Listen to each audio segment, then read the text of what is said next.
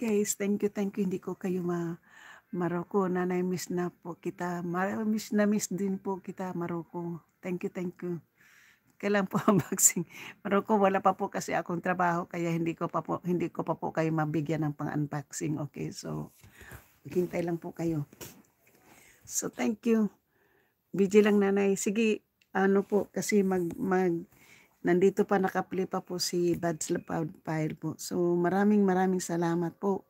Wala pa po akong trabaho. Palaging kinakancel yung trabaho ko. Kaya Opel Vlog, mega love shout out Opel Vlog. Magandang umaga po dyan sa inyong lahat. Kapag na po ako, marami akong meron akong ipapadala. Kaya lang wala pa po akong pera. Simula nang dumating ako dito, wala pa po akong trabaho. Kaya guys, hintay-hintay lang, Maroko, mayroon kayong ma-unboxing, I promise. Hindi pa tayong pang ano dyan, pang support. Kaya wala pa, hindi pa. Na-cancel yung 2 araw na trabaho ko this week, yung Sunday at saka Wednesday. Tapos next week may trabaho na naman, sana hindi ma-cancel. The following week mayroon akong trabaho ng 3 days, so siguro sana tuloy-tuloy na para magkaroon ako ng pera. Magandang tanghali po, Ma'am Edith at Opel Vlog. Thank you, Opel Vlog. Ganon say Mang Budol. Oh, Mang Bubudol yan si Maroko, say Mix Vlog. I love you, Maroko. Good night, Opel Vlog. Good night. Good night po kayo dyan. Good night. 7:42 pa lang po ng gabi, katatapos lang po namin kumain po ng dinner. So, thank you po sa inyong lahat, ha.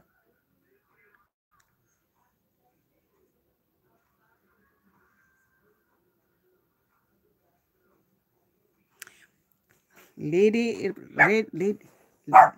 nagbabarak na yung aking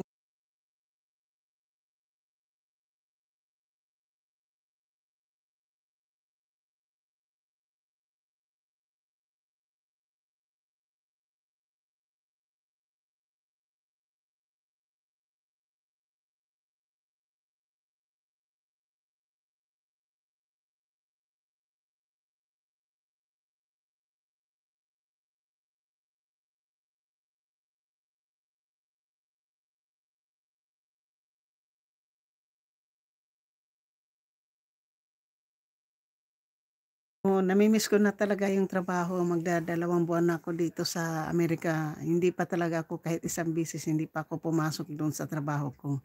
Hindi pa rin po ako nagpapakita. Kaya yan, hindi po ako nagpapakita sa trabaho ko. Hindi rin po ako pumunta doon kasi kinakancel nila yung trabaho ko. Nagreklamo na po ako. Kasi bawal po yung tatanggalin ka sa trabaho nang hindi pa pinapaalam. Bawal po yan dito. Kaya sana lang po. Thank you guys. Thank you. I-mute ko uli ha kasi may music.